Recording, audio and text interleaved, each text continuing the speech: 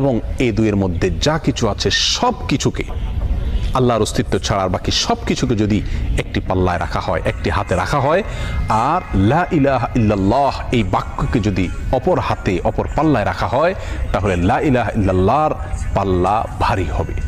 এত ওয়েটফুল এই আমল, এত ওজনী এই আমল, এই জিকির। অর্থাৎ আল্লাহ সুবহানাহু ওয়া তাআলা মুসা আলাইহিস সালামকে যে বার্তা দিলেন সেটি হলো লা ইলাহা ইল্লাল্লাহর চাইতে ওজনী, এর চাইতে ওয়েটফুল, এর চাইতে ভারী, এর চাইতে শ্রেষ্ঠ, এর চাইতে মর্যাদাপূর্ণ কোনো জিকির আল্লাহর জমিনে আর নাই। প্রিয় বন্ধুগণ, মুসা আলাইহিস সালামের জন্য সবচেয়ে স্পেশাল দোয়া হিসাবে, সবচেয়ে স্পেশাল জিকির হিসাবে আল্লাহ সুবহানাহু ওয়া তাআলা যে দোয়াটি নির্বাচন করলেন, যেটাকে সবচাইতে ওজনী আমল হিসাবে আল্লাহ সুবহানাহু ওয়া তাআলা স্পষ্টভাবে ব্যক্ত করলেন, সেটি হলো লা ইলাহা ইল্লাল্লাহ। অথচ এই লা ইলাহা ইল্লাল্লাহ এটাকে আমরা খুব সাধারণ একটি জিকির মনে করি, খুব সাধারণ একটি দোয়া মনে করি, আমরা বিশেষ আমল খুঁজে বেড়াই। অথচ